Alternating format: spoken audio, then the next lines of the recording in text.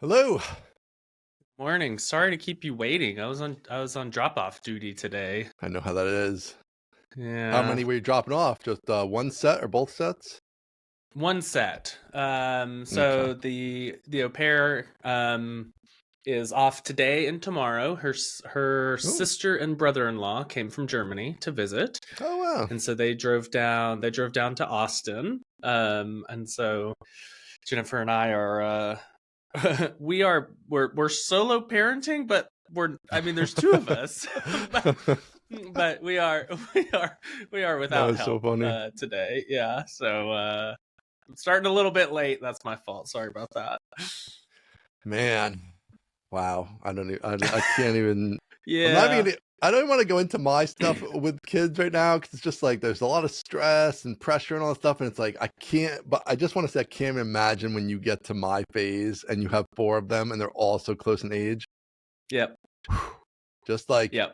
like here's some advice.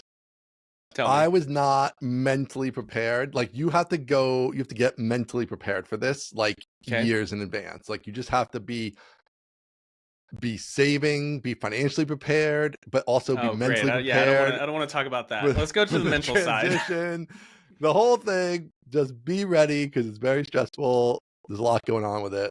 Um, so yeah. We're not gonna go deep With there, what? but With which you know, transition? Just the whole there's so thing? many. The whole thing. It's like when they get to You be tell me to get mentally teenagers. prepared, and then you don't tell me what I'm for. just saying, you think it's hard right now and you think it's bad, but it gets worse in different ways. What Like are right you now, doing? it's very physical, right? Like you're tired and they're crying and you're carrying them and like all that stuff. But then it gets hard mentally, it gets stressful. They're becoming adults, they're going out into the world. You got to help them, but you can't help them too much. But you want them to learn some stuff on their own. Where do you step in? Where do you let them go on their own? College, where are they going to go to college? That whole process is an insane mess. Like maybe by the time you get there, it'll be a little bit cleaned up, or maybe it'll be worse. Who knows? I mean, Probably it's hard to worse. imagine. It's hard to Yeah. imagine it being worse, to be honest with you. But yeah, it's just a lot. It's a lot. So Well, thank you I for don't that have pep any. talk. That's Yeah, no, awesome. I my, super appreciate it. the Yeah. best advice is to start early. That's the thing. I think like it kind of snuck up on us a little bit. We were I like, oh, still we're don't know what I'm cruising. starting, but I don't sure. I'll know. st- I'll start. I'll Yeah, you got to start right start now. early. You got to just start Yeah. mentally preparing for your oldest twins to leave, right? For like what that transition is going to be. Help them earlier with getting ready for college. I think there's an area Mm, we're going to make a change with. Like we kind of let our oldest just do his own thing. He picked his own schools, which is fine. Like I like that because he doesn't love what he ended up with, and that's so. On one side, it's like that's on you. Like we had nothing to do with it. This is a good life lesson for you. On the other side, like maybe we should have given him a few hints along the way. To be fair to us, we didn't know how messed up the whole thing has become exactly. I mean, we were obviously aware of the general vibe of it's expensive and it's hard to get into at this point. Every school kind of has low admissions rate in a lot of ways, but there's just a lot there, man. I don't know. I don't want to spend the Man. whole podcast Whew. on. I'm not ready to do it today. I It's just touched the nerve. yeah, you The touched whole the I had to drop nerve. my kids off at school. I didn't realize. Maybe we'll get more Sorry. into it another day. I can't even get into it today, but we'll maybe touch on it in the future. But Wow. yeah. We Off got to a what? roaring start. This is great. We got 13 years or whatever for you, right? Yeah. Before they're even getting close. So we got some Yeah. time. We can hit this on the pod along the You know, way you know down the what's line. crazy is there's a non-zero chance that we end up with four kids within one grade of each other because the oldest two Wow. are born in May, which is like they'll either be the Yep. youngest or the oldest. And Mm, at this rate, I think we might end up holding them back. Our son still isn't talking, and so we might end up starting them late. yep. And if the other two were born in November, so that's kind of right in the Wow. middle. So it could be that we have That's two crazy. seniors in high school and two juniors in high school, or like two sixth graders and two seventh graders. Okay. That's gonna be insane. So listen, this is exactly the kind of thing I'm talking about. It's a good thing we're having this conversation because Okay. like we have the situation where like we have when the oldest gets out, the middle Mm-hmm. one goes in. So it's just like this continuous, which has Yep. its upsides and downsides. And then behind him is the baby, and she's gonna be like 3 grades behind him. So they're mostly sort of evenly Yep. spaced out. But like, this is a real decision for you. Like just financially, mentally, Gotta right? stop Like, saying the F word, man. what, I can't handle the F word right now. what do you want them close together or not? Like, there are interesting decisions there. Like, if they're a little farther apart, it gives you like a little more breathing room. But then they're also like kind of stretches it out a little bit. You have twins to begin with, so it's a lot all at once, just in general. So you might want the extra year in there. You might want to like space that a little bit potentially, intentionally. Can I tell you a piece of trivia about myself? Yeah. I never went to the 5th grade. Oh, never went to it. You were never heard of it. I skipped. I was a genius in the 4th grade. Pretty normal in the 6th grade, but I was a genius in the 4th grade. I don't think they don't do that anymore. The skipping grade's not a thing anymore. This is like a thing they did back in the day. I don't think it's a thing anymore. Yeah. American exceptionalism is over. You just got to go through the system now. So back in the day, back when I was young, I came out of an elementary school that was great and transitioned to just a normal school. And a lot of people actually skipped grades coming out of this school. So my brother skipped 5th grade and I skipped 5th grade. And so when I went to college, I was 17 until second semester. I didn't turn 21 until second semester of senior year. Yeah. I don't like that. That's not good. I loved it. Really? It was awesome. I love being special. Yeah, it was great. And so I was the youngest, and I got out of college and I was 21 and I had friends that were like 23 and 24. I'm like, I'm gonna live forever. It was great. And so I feel hesitant holding them back. So I'm like, I love being young. But everyone else, especially in Texas, is like, oh no, you got to hold them back so they can be big for sports. I'm like, that's not really something I'm super worried about. Texas stuff, yeah. Oh, dude, it is so common in Texas to talk about that. Yeah. Okay, I've never heard of that. I wouldn't do that. But I do think being younger, maturity wise, I think there's some potential issues there. Like, just as, especially nowadays, kids are a little different than even when we were kids. Like, the screens, there's like a maturity difference in the kids, I feel like, in the teenagers to some degree. And like being younger, I mean, obviously it's got to depend a lot on the kid, right? Like, some kids are going to be plenty mature at 17 I was the youngest, be fine. and still am the youngest of 4, and so I felt like I was always around much older kids, right? So that probably and you're probably helped. a little more mature in general and all that. So, but I do think there's some stuff there with that. Yeah, my secret is I was held back second grade. So I did second grade twice, and then I was the oldest. So I turned 19 my freshman year of college, like in October. Wow. And yeah, so I was a year older. Yeah. So you were just stomping on all the little kids in 3rd grade. Or I guess 2nd grade again. Yeah. 2nd grade again, same teacher, same setup. No, it's fine. Probably an easy year for you. Yeah, I cruised. It was good. I think it wasn't like it wasn't a grades thing. See, back then it was like they were always looking for your maturity. So it's like, all right, like if you're not like optimal maturity in every way, we're gonna hold you back. Like lots of people got held back, kind of like that was like a fad. We also had the fad of I was right in the middle of this fad, and so now I basically can't write at all anyway, because it was like, okay, we're not gonna do print, we're gonna start with cursive. And so they kind of started us heavy with cursive. And then they decided, no, that's stupid. It doesn't work. We're going to just do print. But like I was in the transition, so I kind of learned nothing. And so now I can sort of write print in all capitals, but that's it. Like I can't write anything. Even with 2 years in the 2nd grade, you never learned how to write. That's crazy. It's crazy. The school system failed you, but you're very mature now. So I guess in some ways it worked. That's fine. It's fine. Yeah, it totally evens out. Well, that's a lot of stress. Let's not talk about that. Let's talk about something else. Let's talk about some good news. Last Monday of ours and friend of the show, Taylor Otwell, was in New York City, and he tweeted out, I want to get exact. Honestly, not sure anything beats a beautiful New York City evening. And my heart was filled. He gets it. That is New York City at night, 70 degrees. There's literally not a better place on earth, on the whole planet, maybe in the whole universe, right? Because we don't know if there's anything else out there. It might be the best thing in the entire universe. That's an actual possibility. What? Okay. So he tweeted this, and I thought, Oh, what have you done, Taylor? How you're killing me here. It immediately ended up in the Trello. Immediately. Literally, it was under 5 seconds. Only item in the board was New York City is the greatest city ever. Listen, he couldn't even bring himself to take a picture of it. All he did was he put a little emoji at the end of his tweet, likely because there was too much scaffolding and garbage to even take a picture. No, here's the thing. How do you take a picture of love, right? Like if I said take a picture of love, right? How do you capture that? What? A picture cannot capture the glory and the greatness of this. That's why words is better. Words is better. And I'm even gonna go. I'm gonna dip in. Dumbest thing I've ever heard. I'm gonna dip in to a private little message he sent me, and all he said, he said was, "I understand now." That's all he said. Oh no! I understand now. He gets it. He gets it. No. That's why we're gonna get you there on a nice May evening.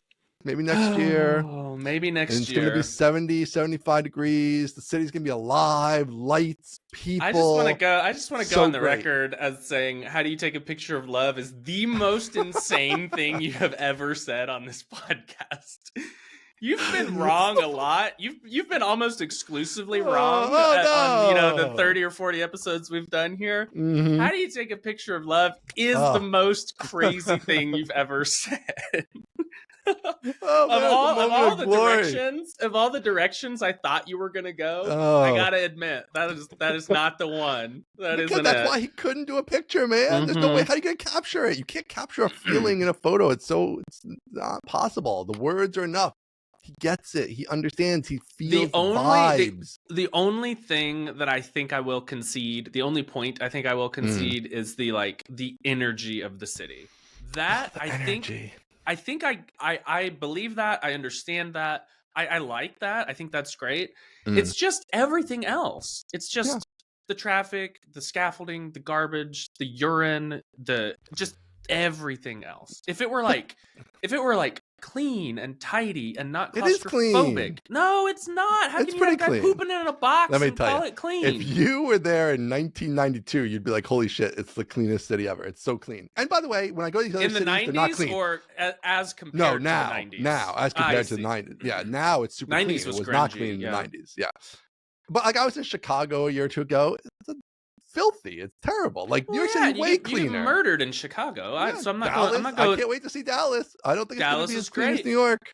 Dallas is great. Not a lot of whatever weirdo garbage. Dallas you live in. That's basically just a suburb. It's not a city of Dallas. No. Don't hit me with suburb. I'm not. I understand. No. The city lines, but that's in the city. I get it, but it's still a suburb, right? You're not in the city.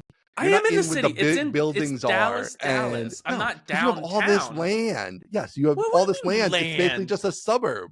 It's literally a suburb. 0.12 acres. Does your house touch the house next to you? No. Okay, that's a suburb. Do you have a yard? No, it's not. It's Do you have just grass? Not New York City. Do you have grass? Yes. Okay, that's a suburb. Let's get out of here. You don't know. Do you have a driveway? Is. Do you have a driveway? That's a suburb. That's what a suburb is. I've got it all, baby. Exactly. There you go. That is not a suburb. That is not 100% is a suburb. 100%. No. I live in Dallas, in the Dallas area. Mm-hmm. If you say I'm from Dallas, usually you have to follow it up with, "Oh, what part?" And then people will be like, "Frisco." I'm like, okay, well, you know what? That's 45 minutes north of Dallas. I live in Dallas. Dallas. That's what if you live in Dallas, and someone says, "Oh, what part of Dallas?" You say Dallas. Actual Dallas. So no suburbs here. I grew up in a suburb. I know what they are. We do not live in them. I'm just gonna say I'm sure I could find some parts of Dallas that are not optimally clean. I'm gonna go out on a limb. I'm sure that I could not find a part of New York City that is optimally clean. So therein lies the rub. Also, double negative. Speaking of properties, the properties under Francis management, they're going down. Going down to one. Going down. Well, properties on the Francis payroll are going down to 1 at the end of this month. Really? Finally. Yes. The new house is renovated and ready? Well, it will be by the end of the month because we're moving in. Is it in Dallas? It's in Dallas, yes. Okay, interesting. It's like 2 minutes from the studio and like 2 minutes from the rent house. So the Nice. rent house goes away, which is awesome because that's a lot of money. And then Try Hard Studios LLC is taking over the rent for this studio. And so finally, as an unemployed person, I will only have one mortgage to pay, not a mortgage plus 2 rents. So feels good. Feels real good. Very good. Congratulations. Yeah, thanks. So we're moving, I think, Memorial Day weekend. Is that the one that's coming up? Sounds right. Yeah, we're moving in like 2 or 3 weeks. And how are you managing the move? Hiring movers? Hiring movers. We looked at hiring packers as well, which sounds amazing. Yeah. But it's very expensive. It's like another $2,000 or $3,000. So can't really. We're packing. Okay. Packing with help of both sets of parents have come over. You know, we've already started. Jennifer's really doing the bulk of it right now, but we've already started like putting things away, throwing things away, and grandparents are coming over to watch kids while we do some of that. So yeah, it's not fun, but packing, man, it's real expensive to get professional packers.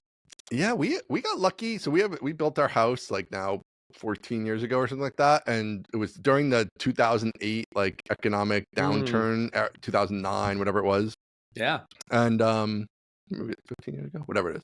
And I don't know, it's still in that zone of like real estate was off and all that stuff. And so we were able to hire movers who like did everything, and they packed the whole house and they unpacked the house and they did it all for, it was like $3,500 or something. And I was like, great, let's do it. So yeah, it was man. Good. And the house we lived at had like all these stairs, and like, so it was actually really nice that it happened. But yeah, so that'll be a busy weekend for you, but it'll be good. You'll be in the new house. Be in the new house finally. Office in the new house? Nope. No office. That's nope. We thought we were gonna do that, and then realized the room that we had set aside for the office is tiny. And shortly after the new kids came, we all realized that's not going to work. And so that's what ended up putting me here in the studio. Okay. I don't know if you wanted just a little private space there, but just need to utilize it all for humans. Yeah, I think so, unfortunately. Well, fortunately, but also unfortunately. Yeah. It's good to have this many humans. It's bad to have so few rooms, but we'll make it work. Yeah. The au pair get their own room, I assume? Au pair, yes. Part of the deal? Yep, that's part of the legal contract is she gets her own room. She will be sharing the bathroom in the new house with the kids. So she'll be upstairs with the kids. So, you know, maybe less than ideal, but also she has more privacy. So I don't know. We'll see how it plays out. But yeah, excited to get over there. Wow. Lots of stuff. And then I feel like you'll be settled in, right? Like you'll be good, I think. You got the house. You got the office. From your lips to God's ears, please. I would love to be settled in a little bit. That would be nice. I guess we get selling some courses maybe, and then hopefully then you'll be good.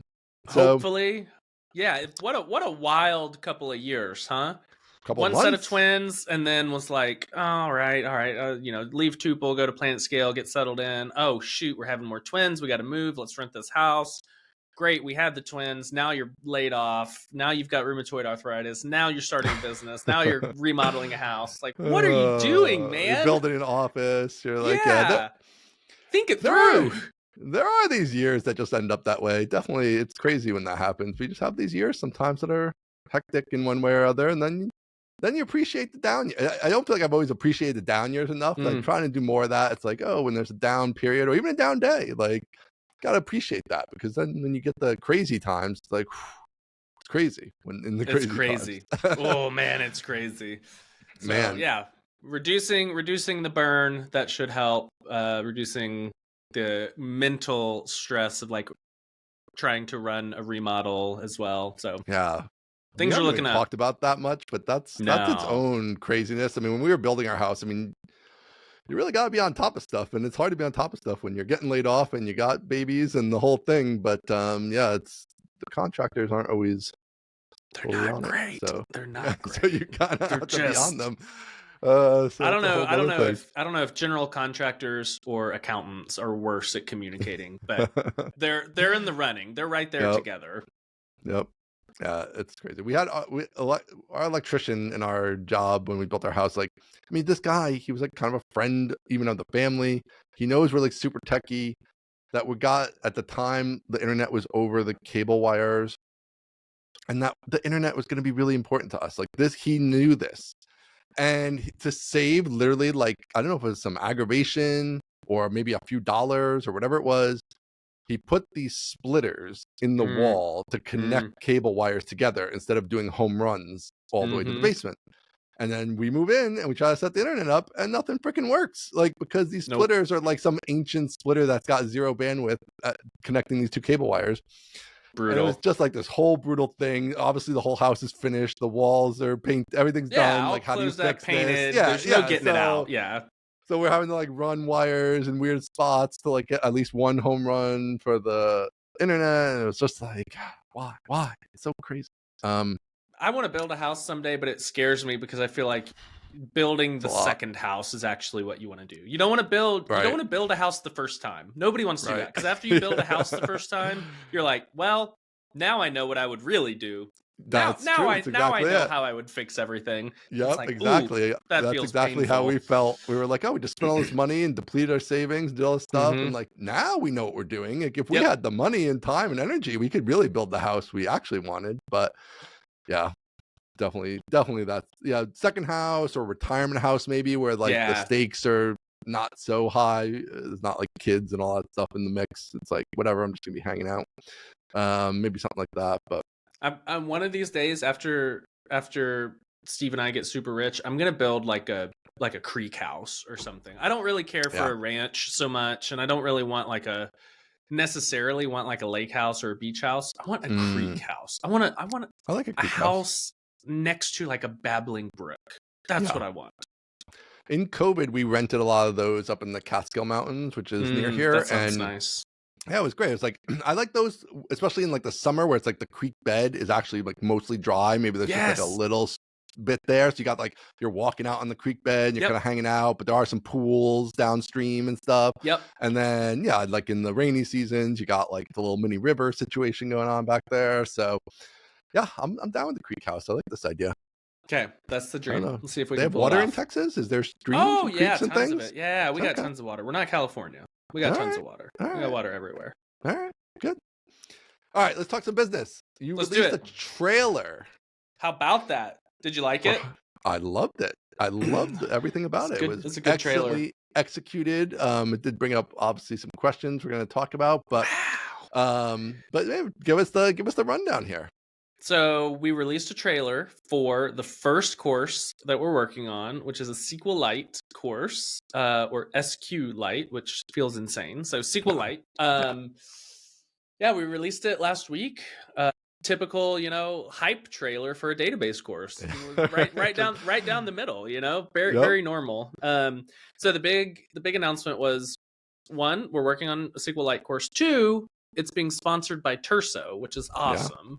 And so we're working with them to hopefully bring a lot of, 1, education, yes, but 2, awareness to like their brand. So we released that last week, and Steve man, I did so little for that trailer. Steve is he's the real, I hope he's not listening. Secret he's sauce. The real talent. He's the one that's actually good. I'm just good at making a spectacle. He's actually talented. So it turned out amazing. So good. Yeah, really good. And people were really excited. And I think that like continues to prove the thesis that there's a lack of quality database education on the market. And we hope to fill that gap. So yeah, super exciting. Got a lot of work to do, but I think people are into it. Let me check. Ask me some questions while I check the mailing list numbers. Well, I think one of the things I'm always struck by with this is that I feel like there are these advantages you can have in business that they're actually kind of subtle, but it's like just you guys like taking a little time to like set up the camera and record yourself and to think about maybe something slightly interesting to do while you're doing it, and for him to then be really good at the editing and setting the scene and stuff. Like it just rises above everything else so clearly that people are drawn to it, because it's like, oh, this isn't like standard YouTube fare where somebody set up a camera and it's like sort of half-ass lighting and half-ass editing, right? It's like, no, this is like something better than that. And just even the production quality, I feel like gets it so much attention before you even get to the content. And then obviously I think there's a lot of demand for the content, but there's a lot of SQLite stuff out there too, right? Like already, and there's people making other courses, I'm sure, and whatever. Like there's a lot of stuff going on in the market. So it's sort of interesting to like utilize these advantages you have to get that attention.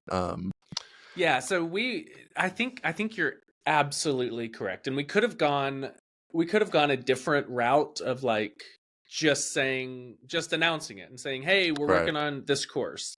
And I think one thing that a lot of people miss on Twitter is Twitter specifically, because that's where we announced it. I think a lot of people miss is they put the value of the thing like through the link. So it's like, hey, check this out. And then you have to click the link to go get the valuable part. Right. And you'll see that often with people being like, just recorded a new video and that's it. And you're like, what?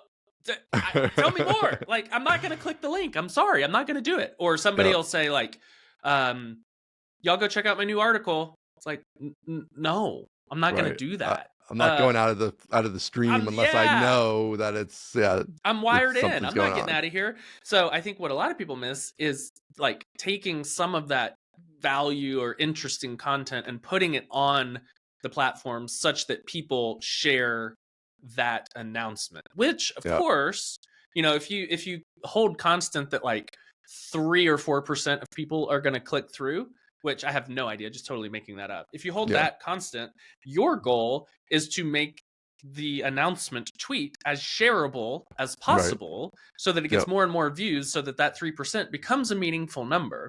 And so instead of just saying like, hey, we're doing this thing, you know, we put the entire hype video in the tweet itself, hopefully making that shareable. And it worked. It worked. People shared it. Let me see. And the Twitter algo is sort of, you know, they want you to upload the video directly and all that stuff. Yep. So we announced this, just scrolling back.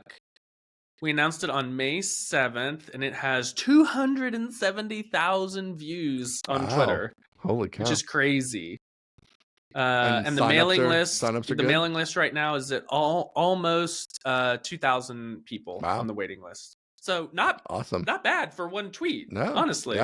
Yeah, that's exciting. That's really great. pretty pumped about that. And I think a lot of people are probably thinking this is farther out than, you know, if they're not listening to the podcast, they don't realize your timeline is. I don't think you mentioned the date, right, in the tweet. Did you I think at the end of the video it says like coming in June. Oh, maybe you did. I think. That's right. So I guess it's a quick turnaround, man. Yep. We got a lot to do. But it's good, and it's funny with you know, running this business now. I'm getting insight into like the sales cycle, and you know, you talk to people and then they hem and haw for a couple of weeks, and then they like, let's have another call, and then they hem and haw. After we released this video, a lot of those people came back and were like, hey, what's going on? We would love to do some stuff. It's like, yeah, I've been trying to tell you. Like, how do I convince you I'm good at this? I guess I just have to do it. But it's working. Yeah. So a lot of people came back.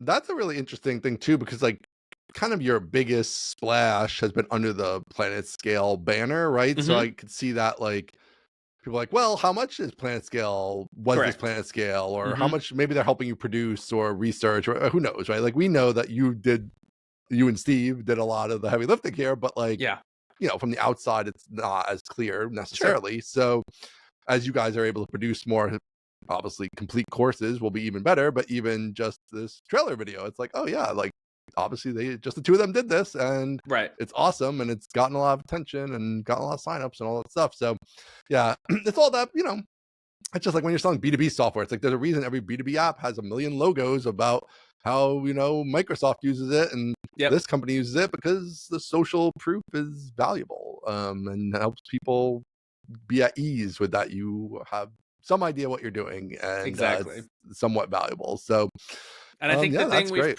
thing we've proven now, or the thing we are on our way to proving, maybe it takes a few more times, is that we can capture attention. which I think is that's a pretty important, pretty big deal. Like that's the biggest selling part point. of it. Like honestly, So now, from the company's perspective. From the company's perspective, correct. Yeah. That is the biggest, most important part. And now from the Steve and I perspective, we have to prove we can sell the course to make like so that he and I can make money. Right. But I think for outside like sponsors or companies wanting attention, I think we have at least taken a step towards proving we can capture attention. It's just pretty important. I mean, and this whole setup is very interesting of like, it's sort of a much bigger company play of like having other companies sponsor your content in some way or some kind of brand partnership or whatever. It's not normally something done at your scale, isn't it? Two Isn't people. It awesome. Yeah, so it is awesome. I love that whole part of it. It's like, yeah, we have like a brand partnership to do this course. Like that's insane. It's great. So yeah, it's so good. And databases are enough that like just even in that little niche, you can imagine doing a few more. You can imagine in the framework niche doing a couple.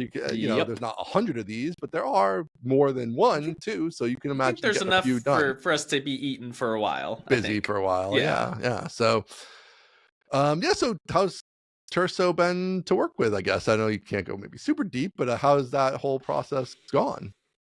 Awesome. So when I was doing the rounds of interviews, like trying to figure out if I was going to go solo or get a job, I had a call with Glauber, the CEO at Terso, and we got on the call and he basically immediately said like, hey man, we can't afford to hire you, but I need to tell you like, you should go out on your own. You've got what it takes. And I was like, whoa, this is awesome. I feel so encouraged. So just like from our first ever interaction, he was already being like, you can do whatever you want to do. You can do it. And I think you should. And I was like, dang, this rules. And so that was a big like encouragement at the very beginning of being laid off. And so after that, like we decided, hey, we're like, let's do this thing. And, you know, emailed Glauber back and was like, can we like, do you want to talk about this? And they were just in immediately.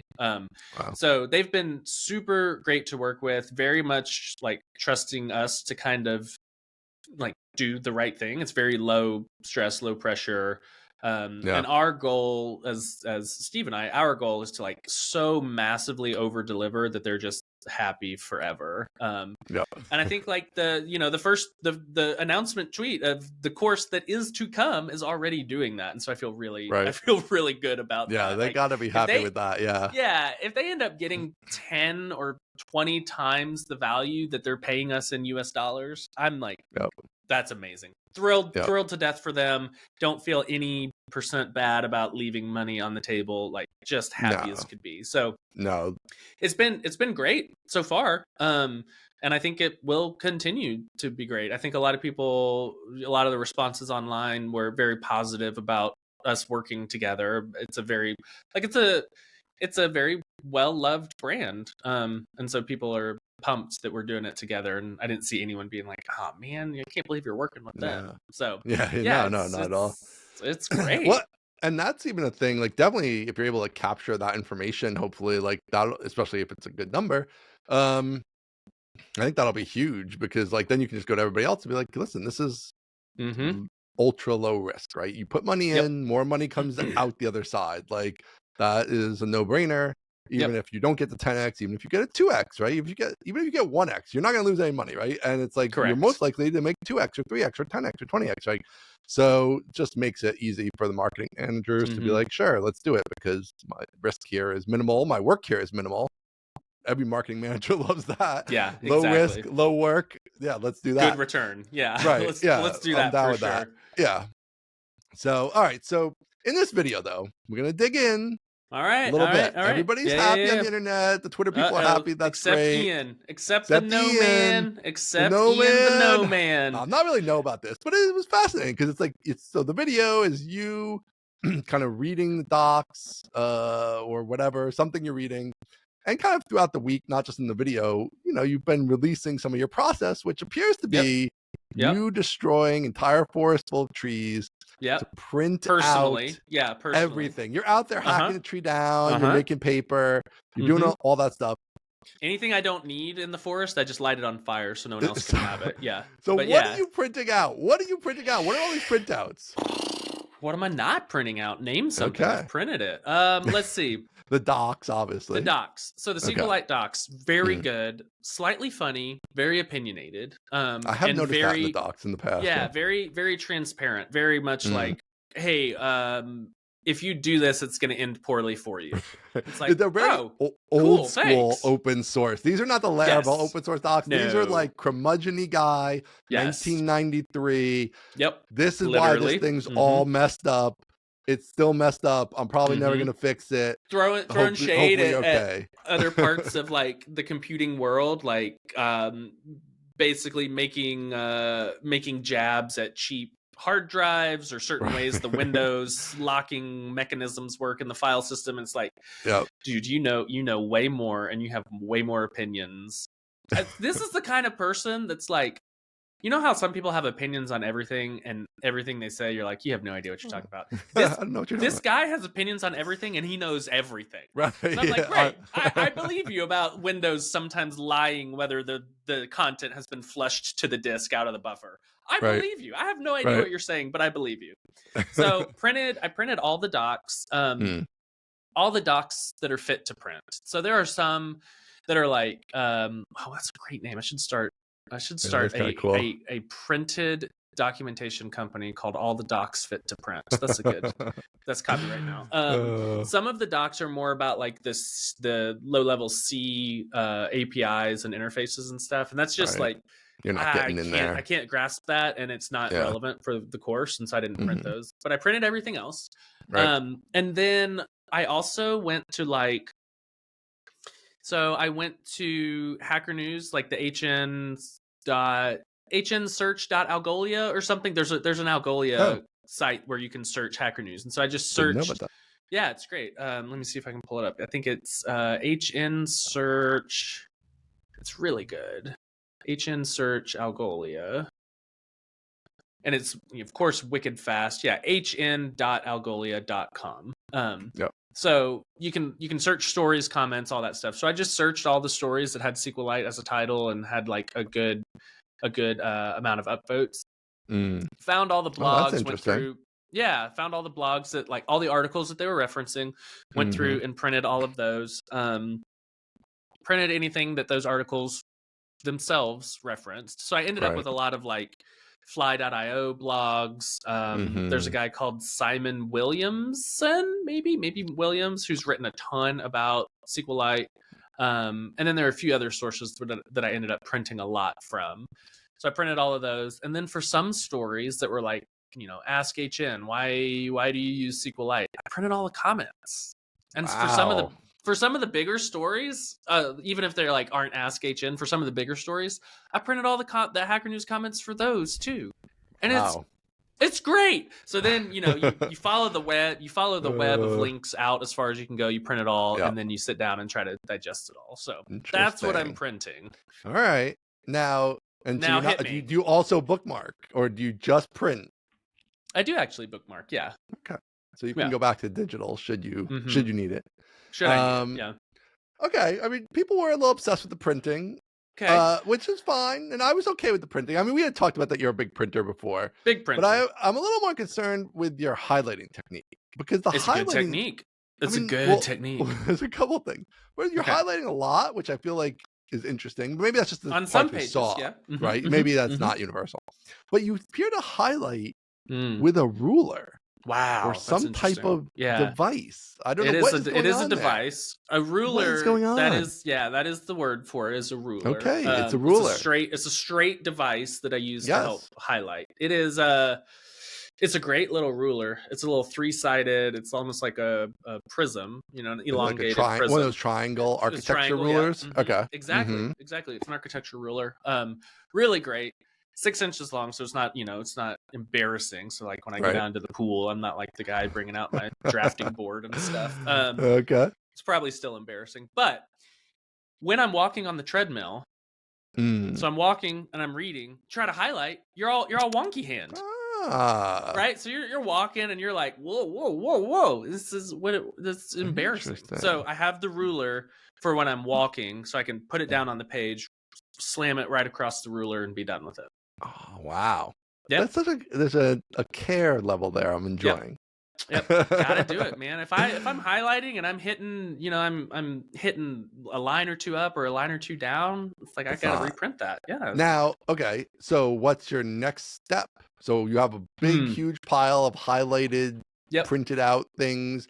Also, do you highlight in the books or do you not highlight in the books? Definitely. Okay. So you got books, you got printed pages, you got lots of stuff highlighted everywhere. What's the next step? All right, so there's at least two steps. There's expand and then there's contract. So we're in the expand phase right now. We follow every rabbit hole, read everything, highlight everything. And here's the great part about the expand phase. There's no pressure. You just don't have to think about anything except, is that part interesting? And if it's interesting, you highlight it and then you move on. There's no worrying about where does this fit in the course, like when does this come in the content. Not my problem. My problem right now is learn everything I can. In fact, you don't even have to remember everything. That's what the highlighting is for. You don't even have to remember everything. You just say, what an interesting piece of information, let me highlight it. Then you move to the contract phase. So you've expanded, your whole world is broad. Then you're like, I got to bring this in. So that's when you sit down with all the papers, all the books and everything, and you start looking and writing down. It's like you flip through and you look through the highlights. So now we're moving it like 50x because we're just looking at highlights. You look at all the highlights and either write them down on note cards or type them into a big ass text file, just like line after line after line. You don't have to type out like everything that you've highlighted. You just type out like row ID equals primary key when this, and like just a little shorthand, and you put a little reference next to it. You put like, docs page whatever, or this book page whatever, and you go through all your material and you just write it all down. And so at this point you've got a huge text file of like half interesting ideas or like turns of phrase or like topics. And then at that point you look and you think, okay, this is the material. Like, I'm going to flesh it all out, but like, this is basically the material. And at that point, you start moving in this text file or on your note cards, you start moving like ideas that are kind of related. You move them next to each other. And so if you have like a lot of interesting things about primary keys, which, it's extremely interesting. If you have a lot of interesting things about primary keys, you kind of move them all together.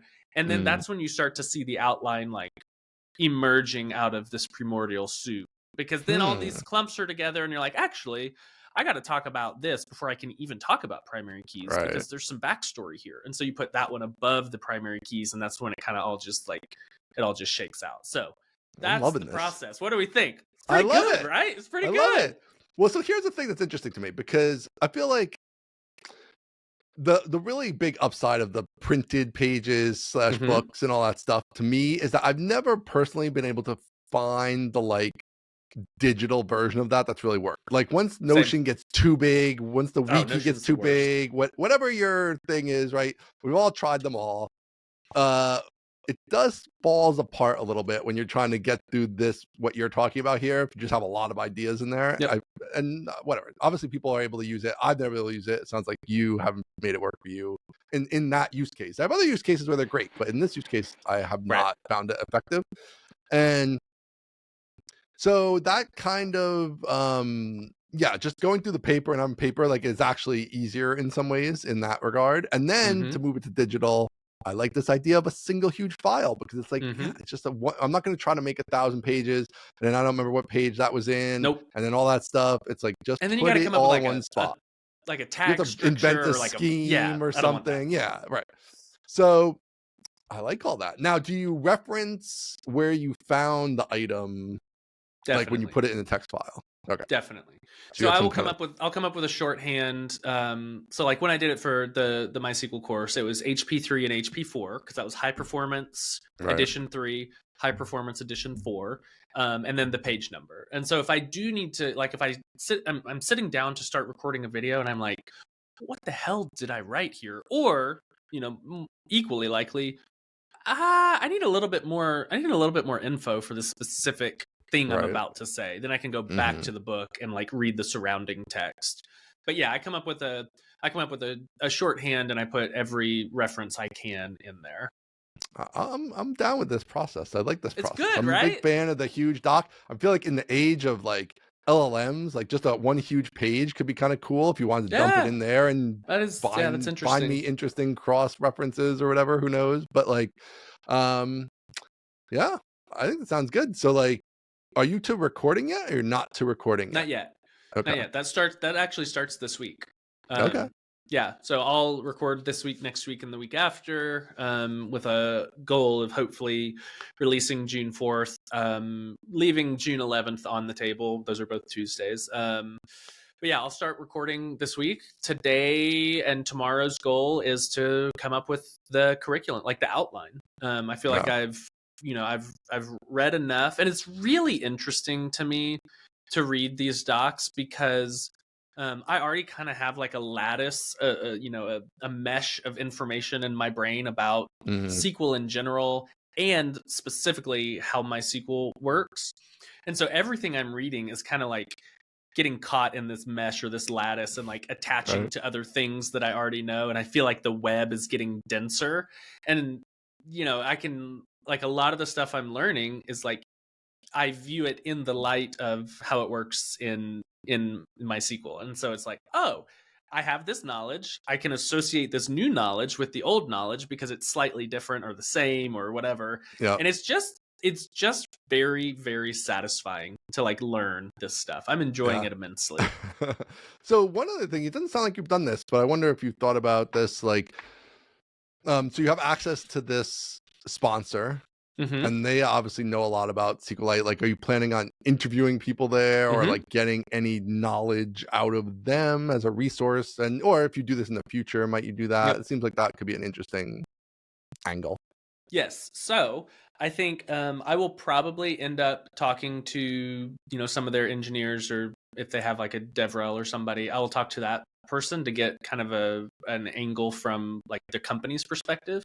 Additionally, I've got a list of people that are famously or well known for using SQLite, and I'm going to try to get all of those people. I'm going to try to get like interviews with those people as a part of not necessarily course content, because it might be course content, but it'll be free, and so it's going to be like marketing content basically. So I'm going to reach out to like I'm going to shoot my shot and try to get DHH, because once is get him shipping in the SQLite. fold. Yeah, I know. I'm going to try. Peter Levels famously uses SQLite, so those are some of the big shots, big names. Oh, I like this. I'm gonna try to get the creator of SQLite, right? Because this guy that I had lunch with gave me his phone number, and I'm like gonna call him and see if he wants to tell me about the history. Yeah, it's gonna be great. And then a couple other people that we know, and some people that aren't as well known, I think will be interesting. But yeah, I'm gonna try to get that as less from like help me influence the curriculum, and more like help me create interesting SQLite content. Yeah, even like Nuno with like Pinkery, and he's on my list. Doing SQLite. Yep, for Kempsey Dodds is on the whatever. list. Yeah, there are a lot of people that I think would be interesting to hear about their experience.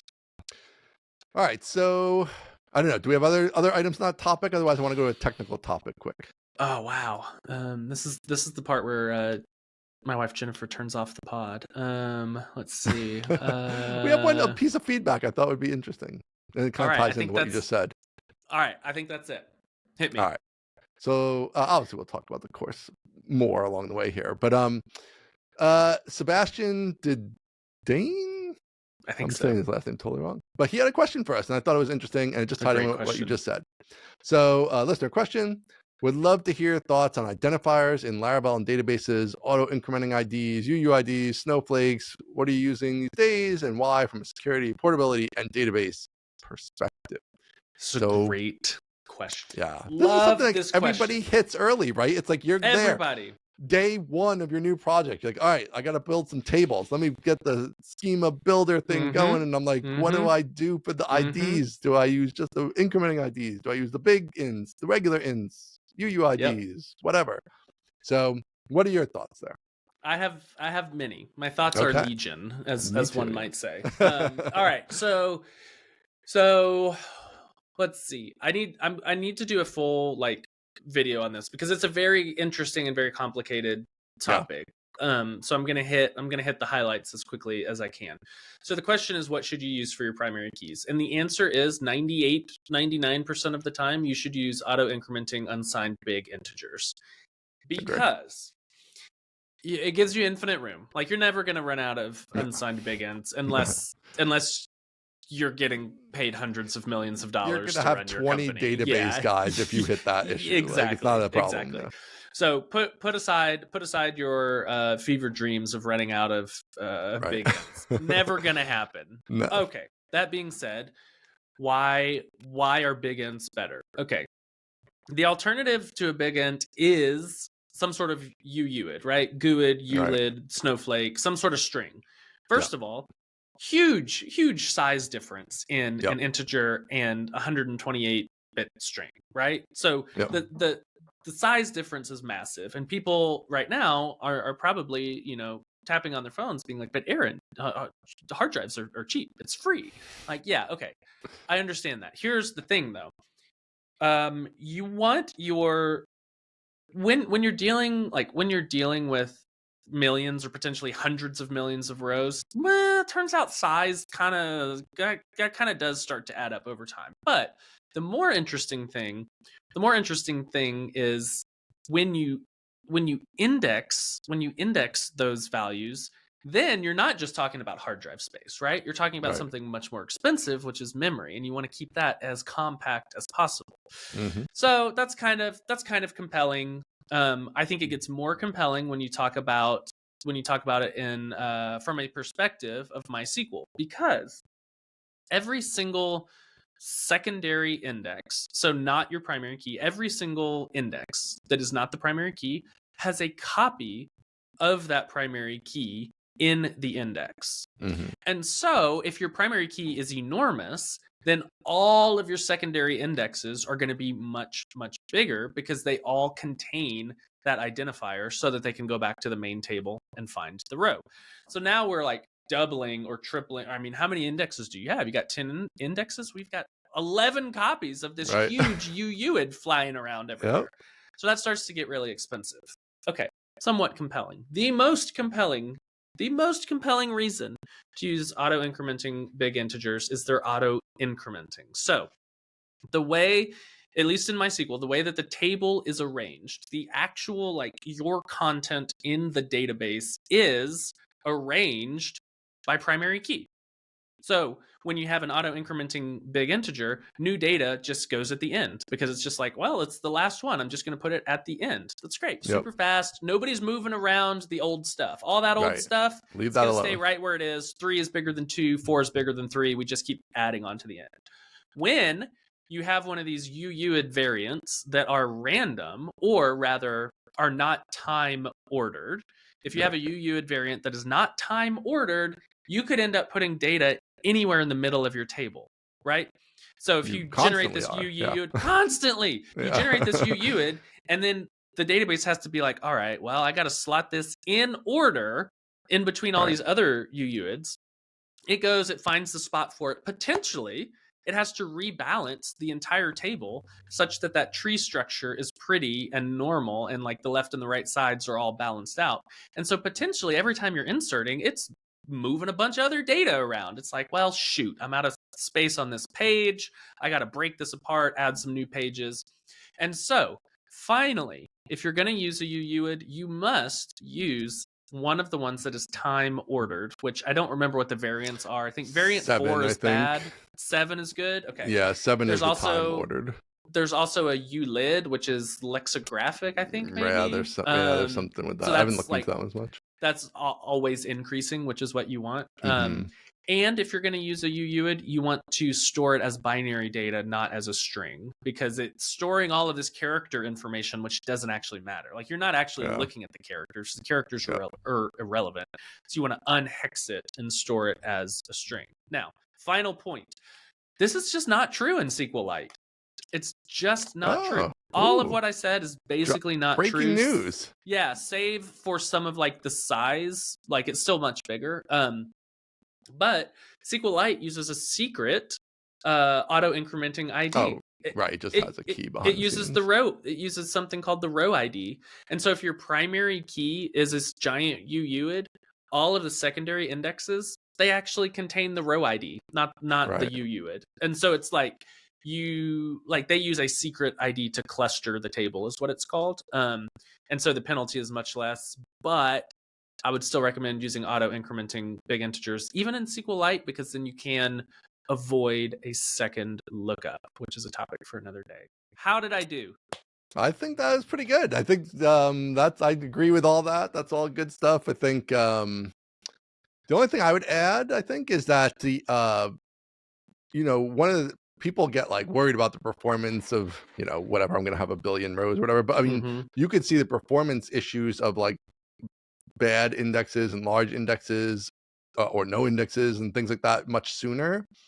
And so like a lot of the stuff that comes inherent with the row IDs type of with, incrementing IDs is like the ordering is built in, which kind of what you're getting at with like different date time ordered.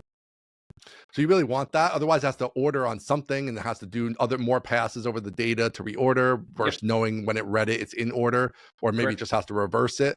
But instead, if it's a UUID situation, it's got to go somewhere else to even find how to order it and all that stuff. So you get more lookups there. So yeah, there are some like these practical things, and just those indexes I think are always slower anyway. Like even just searching for an exact key of a UUID is going to be slower than on an ID because it's like a bigger index and the string comparison is slower and all that stuff. That's probably a little more secondary. But and then the other thing is like, what you're saying with the data storage, like if it has to go to more places to look up the data is not close together, that's slower too. So bad news. Yeah. So yeah, I think I totally agree. I think unsigned big int is like all you need. I mean, 99% of applications can just use regular int unsigned and they're going to be fine because you still have 4 billion IDs or whatever, and you're very unlikely to ever hit that. I would say fully 50% of applications could use small ints and nobody would notice. I mean, I've run an app for 20 years. I've yet to have a customer, it's not, each customer has their own database, so it's not everybody's in one, but still nobody's run out of IDs ever. And I doubt even if they were in one database, we would have run out of IDs anywhere except maybe the history table. Probably has more than 4 billion history items. But anyway, you're talking about like a 20-year-old app. So like exactly, you we should all be so lucky. Right, exactly. So like it's not a big deal. But with everything being fast, I think you just start with unsigned big int. You just never have to think about it ever again. One thing, I mean, people do sort of one interesting concern, I don't tend to have this concern myself, is hiding the ints. Right. Let you, reduce the sort of competitors can see how many users I have because they see their user 72 or whatever. I don't really subscribe to this that much because who cares about my competitors, and regular users would never look at it or notice it. So it's sort of irrelevant unless you're in some ultra geeky dev type thing. But there is a little bit of interestingness there. There's a little bit of interestingness to the idea of like, does it maybe help in certain areas with some sort of security angle in terms of at least they're not knowable. So should something escape or a hole be discovered that lets you pass IDs through, you can't just get every piece of data because you know the incrementing ID and you can just keep going until you have it all. You have to guess them, and they're obviously very hard to guess. So there are some like edge case stuff that's sort of interesting in maybe particular use cases. I don't know if you have any info on that end of the world. I do. I am wholly unmoved by the security argument that some people make. I think I think if you're relying on security by obscurity for guessing IDs, you're in a bad spot. I love security by obscurity. It is an additional layer, right? Obscurity is a layer. And so that I'm fine with that. What I would say in those cases is have an external ID. Just simply have an ID that is that you can pass around. First of all, UUIDs are ugly. They're huge. They've got dashes in them. They're hideous. I would say a scheme like Nano ID. And PlanetScale has an article, because this is how we did it at PlanetScale. We had big ints internally and Nano IDs externally. Nano IDs are great because they're no coordination. So it's another one of those things where you could just generate your own and you're almost 100% guaranteed that it's never going to have a conflict. They're much, much smaller, which is good. And they're prettier, which is nice. And so what I would say is keep all of your keys internally as the most compact data type possible, which I think is going to be big ints to preserve room. That's going to be right. And then additionally have a unique index on external ID or slug or whatever. And then you kill that at like the boundary of your application. So something comes in under external ID, you look it up, and it's going to be fast because it's a unique ID on a much smaller index than a UUID would be. And then from then on out, you're dealing with you're dealing with big ints internally. I think the other reason that people may potentially use UUIDs is they need some sort of distributed environment, and they can't rely on auto incrementing big IDs. That's fine. That's totally fine.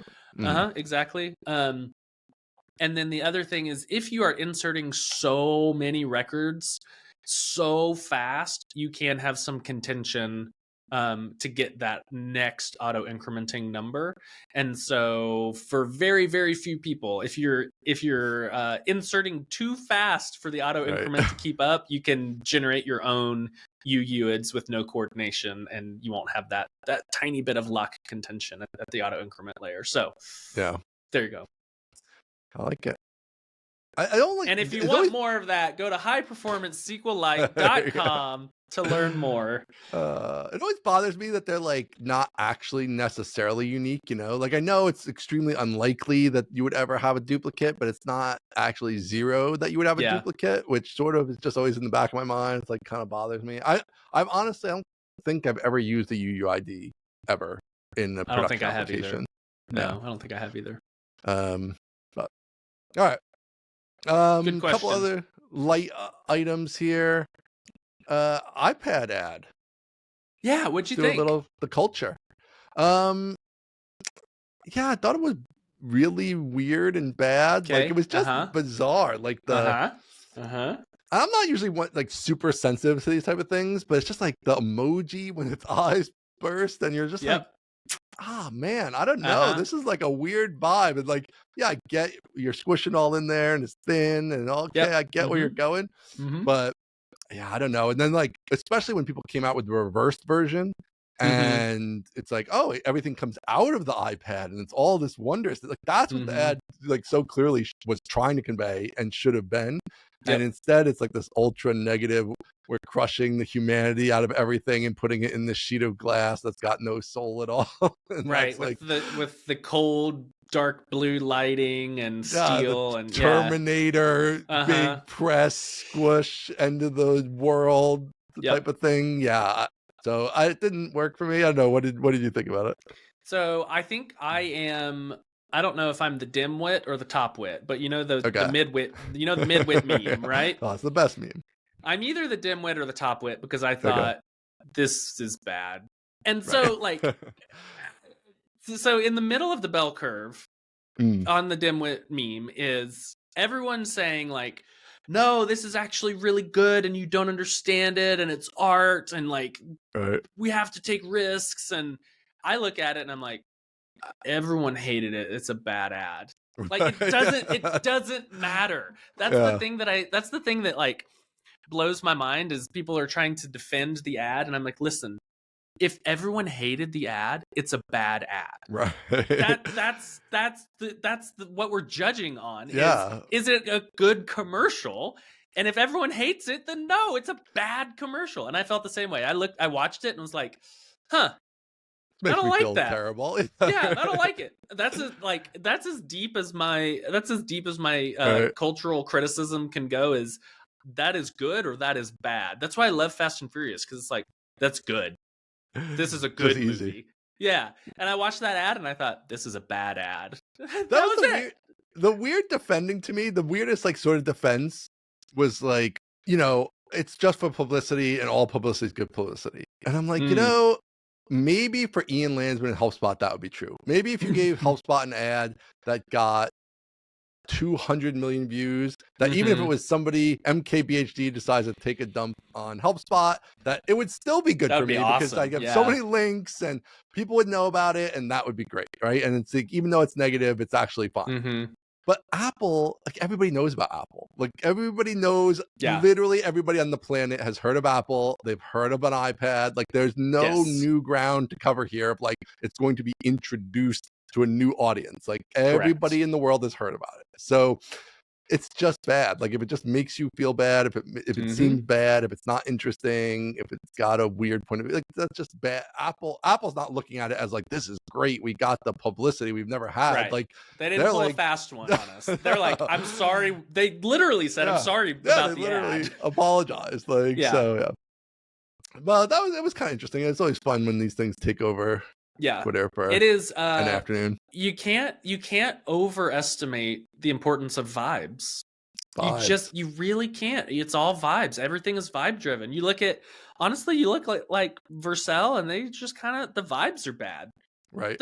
What is it? I don't Bad know. vibes. The vibes are just bad. No idea. Just bad Yeah. vibes. Yeah. And it's the same with this ad. It's like, I don't know. Bad vibes. Don't like it. It's kind of an interesting thing about the future is like the role of taste and like, can LLMs actually replace taste or not? And is there still going to be this human element of taste involved in a lot of things that isn't so easily moved? Yes, I'm betting on it. Yeah, that Steve and I think that one of our main competitive advantages is we have good taste. Yeah, and I'm counting on that to carry us a pretty long way. And I think it is true. I think taste is a differentiating factor, and an LLM can make interesting things, but I don't think it can have good taste. Or it can't have it can't have a point of view. Almost like maybe it says good things or it writes good things, but you're always like, I think when you connect with a brand or creator or something, like, you like their point of view or you like their taste. And I just feel like that at least at this point, I can't see that being replicated very well. Yeah, I don't know. It's tricky. I think I agree.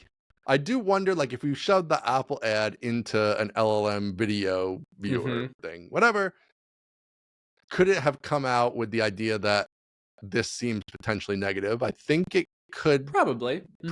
Maybe today it can't, but in the near future it can, right? But then is that like, what do you do with that? Like, do I trust it enough to be like, let's scrap this ad? It's hard to know. Like, first of all, it's gonna both sides you. It's gonna say, gonna both side you, right? Some people might see this, but they might also. It's like, okay, well, you're just sitting on the fence again. And then I think there's something like, maybe in that discrete example, yes, the LLM could look at that and say, hey, this feels, even for a robot, I think this is a little dystopian.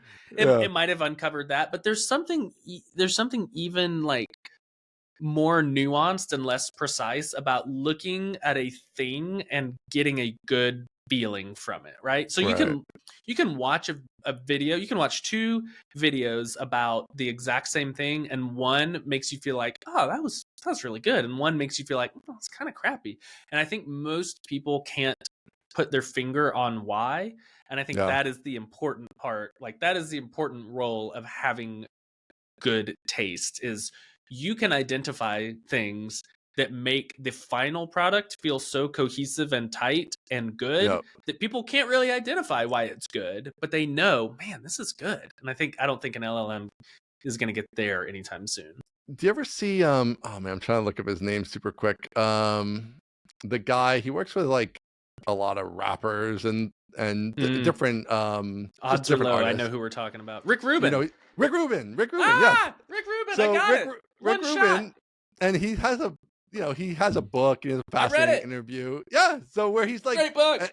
In this interview, they're like, well, why did they pay you the money? And he's like, because he's like, I don't know anything about music. I can't play an instrument. Like, I don't know anything about any stuff. Yeah. And they're like, well, why are you like the producer who comes in and saves people's albums? And he's like, because I have good taste. Like, that's literally his answer. He's like, I know what I like, and I know when I don't like it, why I don't like it, and I can express that in a way that's productive and then they can make changes or whatever. And yeah, it's exactly like that. It's like something subtle and not maybe definable. No, it's an logic. amalgamation of like 50 different things that don't matter, and you put them together and you ball it up into a giant ball, and then it matters. But each thing individually, that's why Steve and I are tryhards, because it's like each thing individually doesn't matter, but we're gonna try super hard. And if you do each thing super well and you put it all together, people are like, oh, that was good. I don't know why. That was good. Can't really, I don't know. That's good. Like, yes, I know. That's what I'm telling you. Yeah. Crazy. All right. One final sort of follow-up item for the show here today. Wes Boss, who's, very well-known JavaScript course creator, had a tweet where he's like he's standardized on a single pair of socks. Standardized. It's awesome. He has a picture of a truly unruly number of socks. I mean, I think it's about 72 pairs of socks. It's a lot of socks. I liked him before. I like him a lot more now. He went all in. Do we know if this is from you or no? Or was this just, I don't think he referenced. He didn't reference you or the show. No, I didn't get the tag or anything. Standardized on socks. These are Carhartt socks, which I was quite intrigued by as well. Interesting choice. Something to talk about, but keep going. Yeah, I think that, well, I'm interested, and I imagine they're good on the absorption front and things like that. But yeah, so I don't really have anything to add other than that. Here's another very smart gentleman who subscribes to the Aaron Francis School of Thought. I bought some more of your socks myself recently. I'm still on board with the Aaron Francis sock train. I do have a couple of other specialty socks around, but for the most part, I've removed all of the day in, day out socks. I'm only on your Amazon socks. Love it. I wasn't able to get a pack of only gray, so I do end up getting some gray and black and white, which I sometimes switch. So I'm okay really with different defeats colors. The purpose, doesn't it? No, it doesn't, because it's fine. Because sometimes I'd like to have those options, but just even having the same sock, because to me, I care less about the color and more about the feel.